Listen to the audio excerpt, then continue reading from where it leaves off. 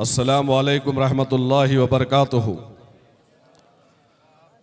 नहमदु नुसल्ली अला रसूलिल करीम, अम्मा बाद, फ़ाऊज़ु बिल्लाहि मिनश शैतानिर रजीम, बिस्मिल्लाहिर रहमानिर रहीम। रहती है जिंदा कौम शहीदों के खून से, रहती है जिंदा कौम शहीदों के खून से, और हमको सबक मिला है ये इमाम हुसैन से। रहती है जिंदा कौम शहीदों के खून से, और हमको सबक मिला है ये इमाम हुसैन से। बातिल से दबने वाले ऐ आसमां नहीं हम, बातिल से दबने वाले ऐ आसमां नहीं हम, 100 बार ले चुका है तो इम्तिहान हमारा। तौहीद की अमानत सीनों में है हमारे, आसा नहीं मिटाना नामो निशां हमारा।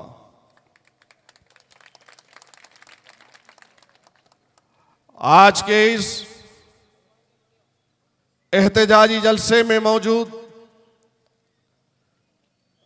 इस एहतजाज में, इस धरने में हिस्सा लिए हुए नांदेड़ के तमाम गय्यूर मुसलमानों, नौजवानों, और जहां तक मेरी आवाज जा रही है मेरी पर्दानशीन मां और बहनों, आज का ये एहतजाज जो एक तारीखी एहतजाज है, और ये एहतजाज आज या अब या यहीं पर खत्म नहीं होगा, क्योंकि हिंदुस्तान का हर नया दिन हिंदुस्तान के मुसलमानों के लिए एक नई जुल्म की दास्तान को लिख रहा है। इसलिए यहां पर आए हुए तमाम उन जालों से, उन नौजवानों से, उन बुजुर्गों से मैं ये कहना चाहता हूं कि आप तमाम लोग तैयार रहें, आप तमाम लोग जिद्दोजहद और मुजाहिदे के लिए तैयार रहें, क्योंकि हिंदुस्तान की हुकूमत इस मौक़िफ़ में है कि हिंदुस्तान का सबसे बड़ा अक़लियती तबका आज दिन ब दिन जुल्म का शिकार होते जा रहा है, और पता नहीं कितने जुल्म किए जाएंगे। लेकिन याद रखो मेरे प्यारे मुसलमानों, हमको डटकर बहादुरी के साथ, दूरअंदेशी के साथ आगे बढ़ते हुए, हिम्मत और इरादों का हौसला रखते हुए हर बातिल ताकतों का जवाब देना है। हिंदुस्तान की तारीख में जो वाकयात रोज बरोज हो रहे हैं, इससे पहले इसकी कोई मिसाल नहीं मिलती है। और जुल्म हो रहा है तो किस पर हो रहा है? उन मुसलमानों पर जिनके आबा अजदाद ने इस मुल्क को आजाद कराने में अपनी जानों के नजरानों को पेश किया है। और आज हुकूमत उत्तर प्रदेश हो, हुकूमत राजस्थान हो, या हुकूमत बिहार हो, या हुकूमत महाराष्ट्र हो, या हुकूमत आंध्र प्रदेश हो, हर तरफ मुसलमानों को सताने की कोशिश की जा रही है, और हर तरफ मुसलमानों को दबाया जा रहा है। कभी किसी बहाने तो कभी किसी बहाने मुसलमानों के साथ जुल्म और नाइंसाफी का सिलसिला ये रुकने का नाम नहीं ले रहा है। याद रखो, हम वही मुसलमान हैं जिन्होंने इस हिंदुस्तान को आजादी से, इस हिंदुस्तान को गुलामी से आजाद करवाया था। तो उस वक्त हमने अपने जानों की परवाह नहीं की, अपने जानों की कुर्बानी देकर इस मुल्क को जब हम आजाद करा सकते हैं तो याद रखो, लेकिन मसाजिद पर आज जब आएगी तो हम अपने जानों के नजरानों को पेश करेंगे और आप देखते हैं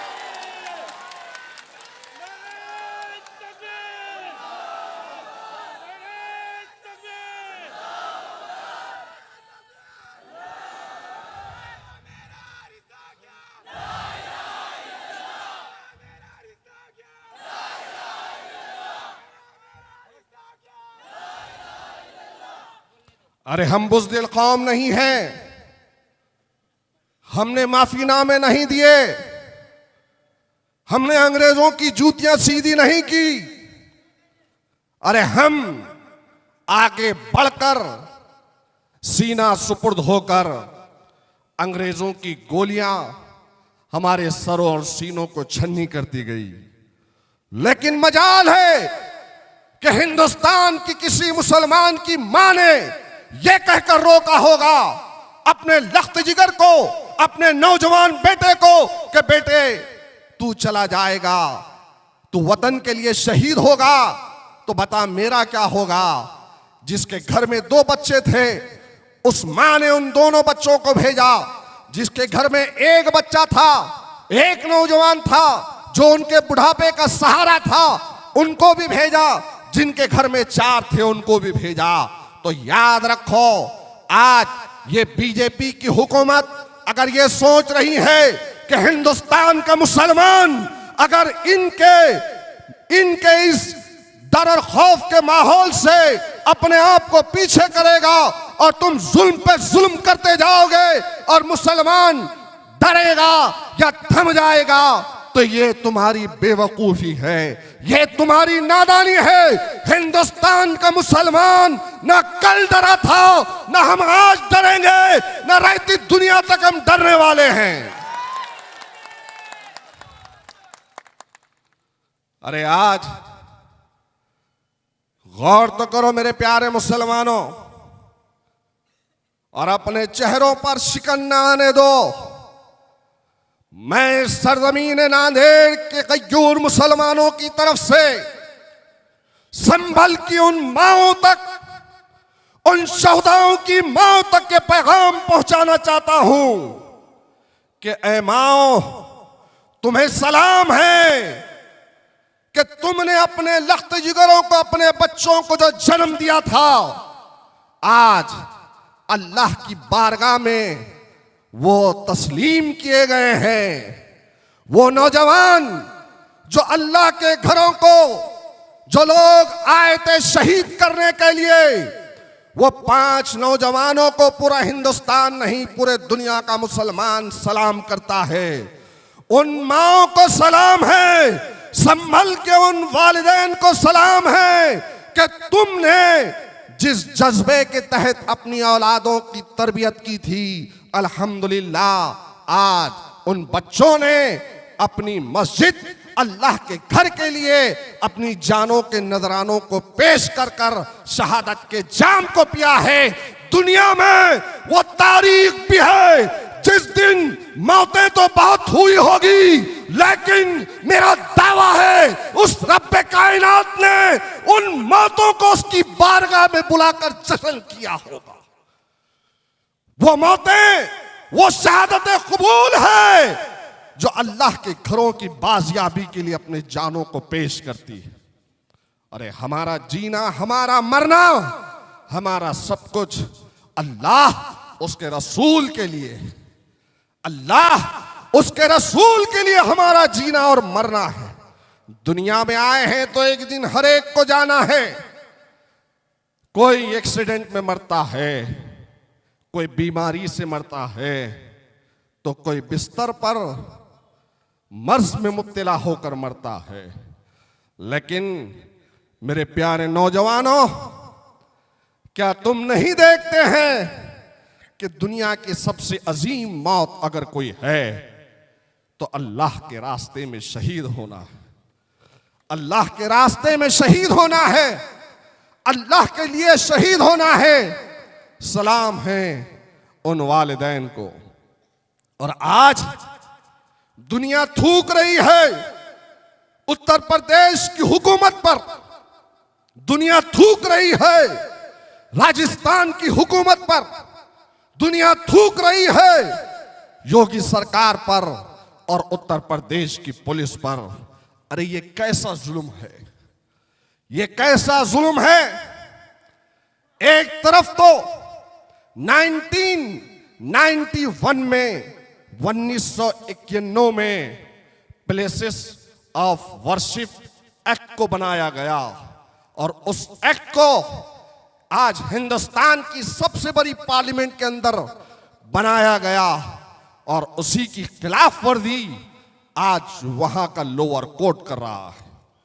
उसी की खिलाफ वर्जी हिंदुस्तान उत्तर प्रदेश का संभल कर लोअर कोर्ट करता है और उस लोअर कोर्ट में एक शख्स ने अर्जी दाखिल की और उसकी अर्जी पर उसी दिन समाअत भी होती है और उसी की अर्जी पर उसी दिन एएसआई की टीम को वहां पर जामे मस्जिद को भेजा जाता है, वहां के एसडीएम को साथ में रवाना किया जाता है, वहां के एसपी और पुलिस प्रशासन का साथ वहां की हुकूमत देती है और वो लोग निकलकर संभल के जामे मस्जिद में जाते हैं और जाने के बाद में पुरसुकून माहौल था, सब कुछ ठीक ठाक था। सर्वे होता है और सर्वे खामोशी के साथ, अमन के साथ, पीस के साथ होता है। जब सर्वे खत्म हुआ, कोई नागहानी हालात वहां पर नहीं हुई, कोई दंगा या फसाद बर्पा नहीं हुआ, तो उत्तर प्रदेश की हुकूमत को ये कैसे हजम होता। उसके 3 दिनों के बाद में फिर एएसआई की टीम के साथ वहां का एसडीएम, वहां का एसपी और पुलिस का अमला जाता है और उतना ही नहीं, दूसरी मर्तबा जब ये पूरा अमला जा रहा था तो उनके साथ संघ परिवार के बीजेपी के लोग भी जाते हैं और वहां पर जेएसआर के नारे लगाते हैं, मुसलमानों को भड़काया जाता है और उसके बाद जो हालात हुए वो मंजर आम पर आपके पास मोबाइलों में कैद है। अरे क्या तुम ये नहीं देखते कि मेरी निगाहें उन वीडियोस को जब देख रही थी तो ऐसा मालूम हो रहा था कि जलियांवाला बाग में जिस तरीके से क्रांतिकारियों के ऊपर गोलियां चलाई गई है, वहां उत्तर प्रदेश की पुलिस ने वहां उन मुसलमानों के ऊपर गोलियां चलाई थी। बताइए, ये जुल्म नहीं तो और क्या है। निहत्ते मुसलमानों पर खून, गोलियां चलाना, उनका खून बहाना, उनको शहीद करना। अरे जुल्म तो देखिए कि 1991 का प्लेसेस ऑफ वर्शिप एक्ट का कोई पासो-ए-लिहाज नहीं रखा गया। दाखिल होते हैं, सर्वे किया जाता है और फिर सर्वे के नाम पर कई इमलाक को नुकसान पहुंचाया गया, कई गाड़ियों को आग की ढेर में तब्दील किया गया और कितने एफआईआर किए हैं और उन तमाम एफआईआर में मुल्जिमीन और मुजरिमीन अगर किसी को बनाया गया तो मुसलमानों को बनाया गया। एक तरफ तो हमारे अल्लाह का घर जो जामे मस्जिद संभल की है, 400 बरस कदीम जामे मस्जिद है।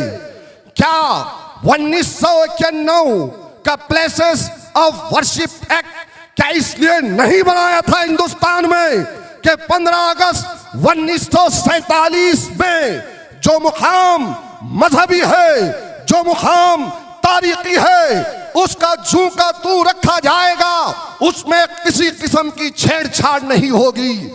उन मुकामात को कोई छेड़ेगा या उसकी तब्दीली करने की कोशिश करेगा तो 3 साल की कदा, 3 साल की कैद उसके ऊपर मुकर्रर की गई थी। लेकिन बताइए 1991 प्लेसेस ऑफ वर्शिप एक्ट की धज्जियां लोअर कोर्ट ने उड़ाई या नहीं उड़ाई।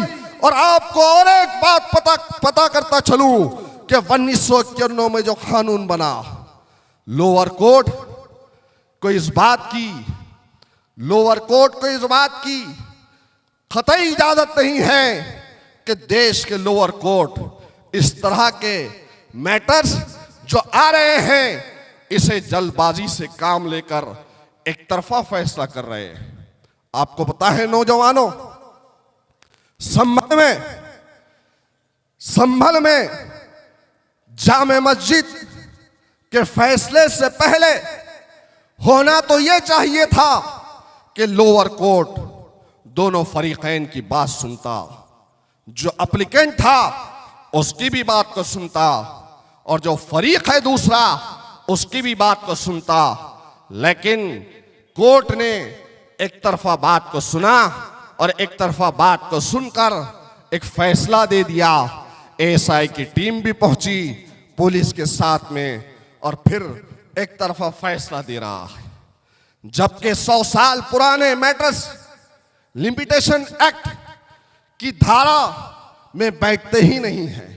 सिविल मैटर्स के बारे में अगर यहां पर उकला की टीम या वकील होंगे तो कहेंगे कि जितने भी 100 साल पुराने मैटर्स हैं ये लिमिटेशन एक्ट में इसकी धारा में नहीं आते।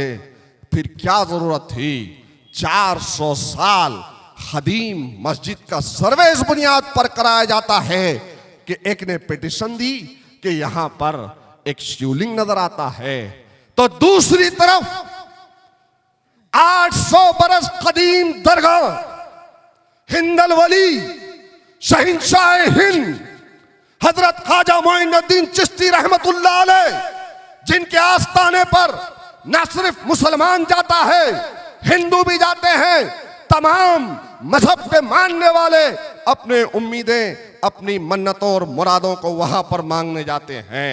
800 बरस पुरानी दरगाह, उस आस्थाने में भी इनको शिवलिंग नजर आ रहा है। अरे कहां कहां शिवलिंग नजर आ रहा है, कहां कहां,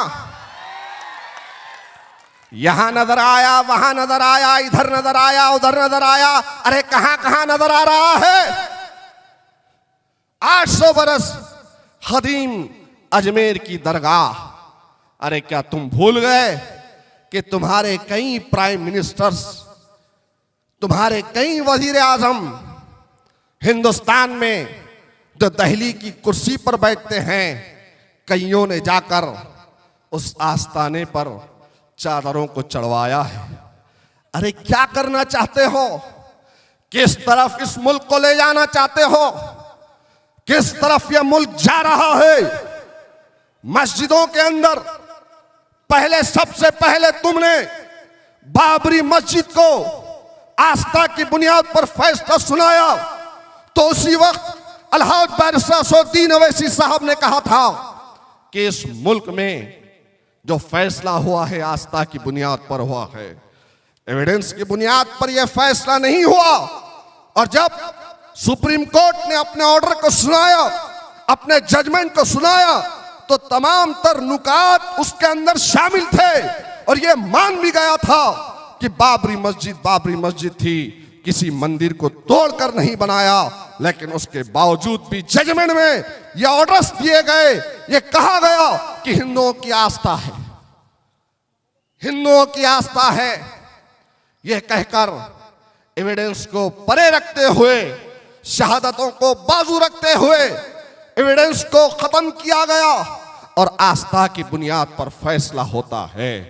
बाबरी मस्जिद के बाद में ज्ञानवापी के अंदर इनको शिवलिंग नजर आया, ज्ञानवापी के बाद में संभल की जामे मस्जिद के अंदर इनको शिवलिंग नजर आता है, संभल की जामे मस्जिद के बाद में अजमेर के ख्वाजा मोइनुद्दीन चिश्ती रहमतुल्लाह अलैह जो हिंदल वली है, इनके आस्थाने में, इनकी दरगाह में उनको शिवलिंग नजर आता है। अरे आज हिंदुस्तान को तुम कहां ले जा रहे हो? हमको कमजोर ना समझो, हमको कमजोर ना समझो। हम शहादतों को ऐसे गले लगाते हैं, हम शहादतों को ऐसे गले लगाते हैं जैसे तुम जिंदगियों को चूमते हो। हमको डराने की, धमकाने की कोशिश ना करो। और याद रखो मेरे प्यारे मुसलमानों, डरी हुई कौम अपनी बुज़दिली को सब्र का नाम देकर आने वाली नस्लों को बुज़दिल बनाती है।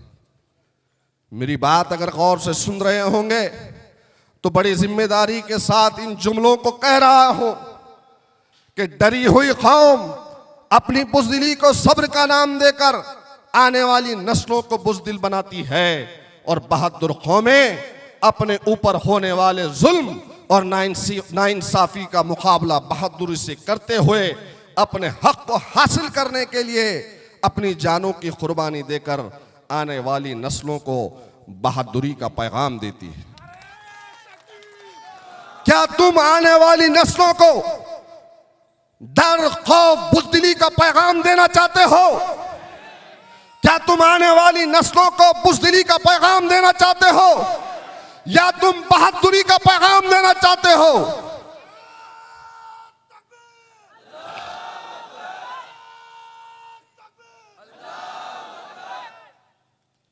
हम बहादुर कौम हैं, हम उनके जानशीन हैं जिनको अंग्रेजों ने मैसूर में आके कहा था पूरे हिंदुस्तान में बहादुर शाह जफर के बाद डर और खौफ अंग्रेजों को कहीं नजर आ रहा था, तो मैसूर का डर उन्हें सता रहा था। तो नए मैसूर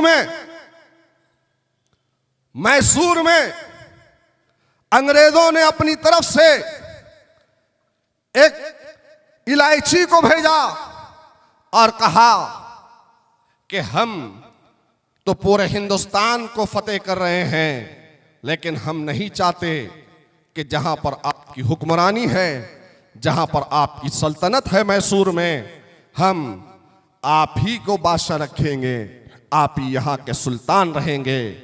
मैसूर के हजरत शहीद टीपू सुल्तान रहमतुल्लाह अलैह से कहा कि हम चाहते हैं कि तुम हमारी हुकूमत के अंदर आ जाओ, हुकूमत आपकी मैसूर में रहेगी और हिंदुस्तान पर हम हुक्मरानी करेंगे। ये पेशकश कैसी पेशकश थी, लेकिन अल्हम्दुलिल्लाह कुर्बान जाए शहीद टीपू सुल्तान रहमतुल्लाह अलैह के रहती दुनिया तक उन बहादुरों के लिए पैगाम दिया शहीद टीपू सुल्तान रहमतुल्लाह अलैह ने, और तारीख के औराख में उनके कौल को कलमबंद किया गया। और टीपू सुल्तान रहमतुल्लाह अलैह ने कहा कि गीदड़ की 100 बरस की उम्र से शेर की एक दिन की जिंदगी बेहतर है।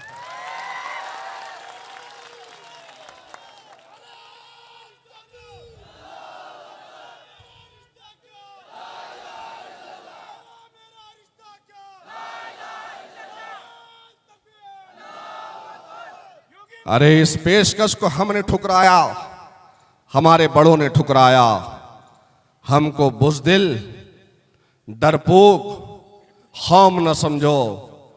हमारे आबा अजदाद ने जो कुर्बानियों को पेश किया था, उन्हीं की नस्ल है, उन्हीं का खून हमारी रगों में दौड़ रहा। हमको कमजोर न समझो, हमको कमजोर न समझो। याद रखो, इस मुल्क में जो कुर्बानी मुसलमानों की है, उस कुर्बानी की लाज रखो। तारीख के औराख को पलटकर माजी की तरफ देखो कि यही वो हिंदुस्तान के मुजाहिदीन हैं, यही वो हिंदुस्तान का मुसलमान है जिसने इस वतन अजीज को आजाद कराने के लिए अपने सरों और सीनों पे गोलियां खाई। हम पीछे नहीं हटे, हम कल भी पीछे नहीं हटे। और बात तो अब हमारे अल्लाह के घरों की है, और बात तो अब दरगाहों की है, बात तो अब आस्थानों की है। हम कैसे पीछे हटेंगे? मुल्क की आज़ादी के लिए अपने जानों को पेश किया, अपनी जानों के नजरानों को पेश किया। तो जामे मस्जिद की वो सीढ़ियां, जामे मस्जिद के अतराफ वो अकनाफ का इलाका इस बात की गवाही देगा कि जब ये दरिंदे रिवॉल्वर लेकर गोलियों की बरसात करते हुए घुसे थे, तो मुसलमानों ने पीठ पर गोलियां नहीं खाई, अपने सरों और सीनों पर गोलियां खाई। और नौजवानों, तुमने भी देखा होगा, तुमने भी देखा होगा, जब मैंने एक नौजवान कि शहीद होने के बाद कफन में उसका हंसता हुआ चेहरा देखा तो मेरी आंखों में आंसू थे कि अल्लाह ने कैसे कबूल किया। डरो मत, घबराओ मत, डरने और घबराने की जरूरत नहीं है। इंशाअल्लाह ताला ये लोग जो संविधान की धज्जियां उड़ा रहे हैं, ये लोग जो हुकूमत में बैठकर पुलिस से जाबिराना जालिमाना रवैया अगर बता रहे हैं तो इंशाअल्लाह ताला इनका भी जवाब दिया जाएगा।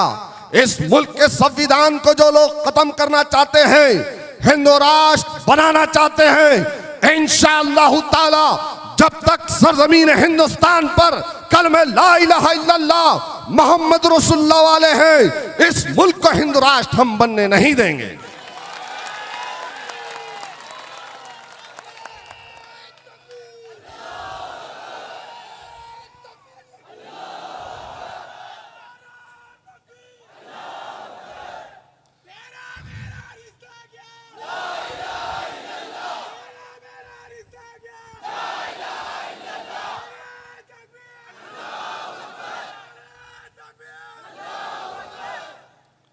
यही नारे तकबीर और अल्लाह अकबर की सदाएं देकर नौजवान आगे बढ़ रहे थे संभल में, लेकिन निहत्ते मुसलमानों पर गोलियां चलाई गई।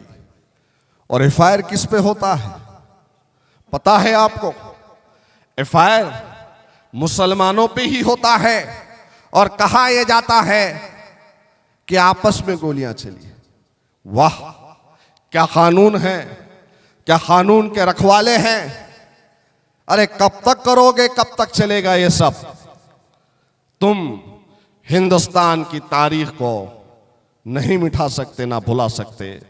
तुम हिंदुस्तान के दस्तूर को खत्म करना चाहते हो और सिर्फ एक ही ज़हनियत के लोगों को बिठाना चाहते हो, ये हरगिज नहीं होगा। इसलिए मैं आप तमाम से अदबन गुजारिश करता हूं कि बिला लिहाज मजहब और मिल्लत जब कभी भी दीन इस्लाम की बात हो, जब कभी भी मसाजिद की बात हो, जब कभी भी हमारे शरीयत में मदाखलत की बात हो, जब कभी भी अल्लाह के घरों को शहीद करने की बात हो या फिर अल्लाह के घरों पर इस किस्म के मामलात हो, तो हम सबको मुत्तहिद और मुनज़्ज़म होना पड़ेगा। मेरे भाई याद रखो, इत्तेहाद एक ताकत है, इत्तेहाद एक ताकत है। इस ताकत को मजबूती के साथ पकड़ो, मजबूती के साथ थामो। लोग बहुत डराते हैं, लेकिन डरने वालों की कभी तारीख नहीं बनी, डराने वालों ने कभी तारीख नहीं बनाई, बुज़दिलों ने कभी तारीख नहीं बनाई। तारीख बनी है तो बहादुरों की बनी है, तारीख बनी है तो अपने जानों के नजरानों को पेश कर कर जिसने शहादतों के जाम को पिया है उनकी तारीख बनी है। तारीख बनी है तो बहादुरों की बनी है। मैं आपसे कहता हूं, मैं आपसे गुजारिश करता हूं कि जो हालात जिस दौर में हम देख रहे हैं इससे बदतरीन हालात आएंगे, लेकिन आपको अल्लाह और उसके रसूल का वास्ता हरगिज अपने दिलों में डर और खौफ को बैठने न दो, अपने दिलों में डर और खौफ को बैठने न दो। इंशाअल्लाह ताला यही हमारी कुर्बानी होगी जो रंग लाएगी और बताएगी कि इंशाअल्लाह ताला हिंदुस्तान का एक तबका जिसमें हिंदुस्तान के लिए सब कुछ कुर्बान किया गया, लेकिन उसी हिंदुस्तान में इन मुसलमानों को हर तरीके से मफलूज करने की कोशिश की गई। न इबादत गाहें छोड़ी, ना रोजगार दिया गया, ना तालीम में आगे बढ़ाया गया, हर तरीके से हमको मफलूज किया गया, हमको मजबूर किया गया। जैसे तैसे हिंदुस्तान का मुसलमान इस मुल्क में जिंदगी गुजार रहा है तो फिर हमारी अकीदत के साथ खिलवाड़ किया जा रहा है, हमारे जज्बात को मजरूह करने की कोशिश की जा रही है। अरे ठीक है, आज हम एक दिन में 3 मर्तबा नहीं बल्कि एक रोटी या 2 रोटी खाकर जिंदगी गुजार लेंगे, ठीक है। रोजगार नहीं है, रोजे रखकर जिंदगी गुजार लेंगे, ठीक है। तुमने हमको दहशतगर्दी के नाम पर जेलों में डाला तो हमने उसको भी बर्दाश्त किया, हमने सब कुछ बर्दाश्त किया। लेकिन खुदा की कसम, अगर तुम हमारी मस्जिदों को, अल्लाह के घरों को छीनने की कोशिश करोगे सीलिंग का बहाना देकर, तो याद रखो हम मजबूर नहीं है, हम निकलेंगे और हिंदुस्तान की तारीख में फिर एक सैलाब आएगा।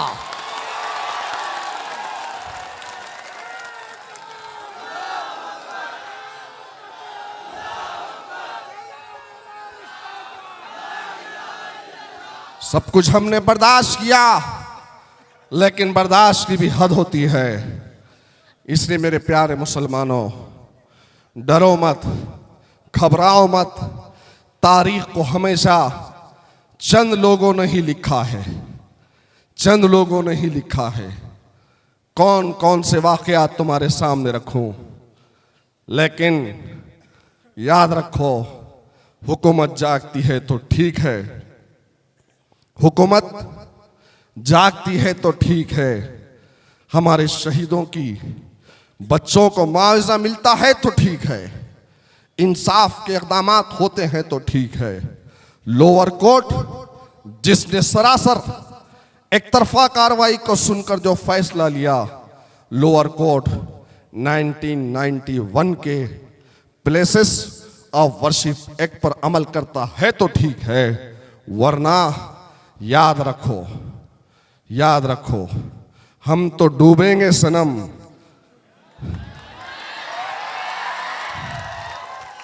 हम तो डूबेंगे सनम। जरा जोर से बोलो, हम तो डूबेंगे सनम। बस इन्हीं चंद अल्फाज के साथ में जो दर्द था हमारे सीनों में आपके सामने बयान किया। आपसे अदबन गुजारिश है कि आप तमाम लोग यहाँ इस एहतजाज में जितने हिस्सा लिए हैं, आराम से अपने अपने मुकामात पर जाइए। इंशाअल्लाह कलेक्टर ऑफिस पे जाकर हम निवेदन देंगे, हुकूमत हिंद तक, हुकूमत उत्तर प्रदेश तक पैगाम पहुँचाएंगे कि जो आप कर रहे हैं गलत है और उनको आगाह करेंगे।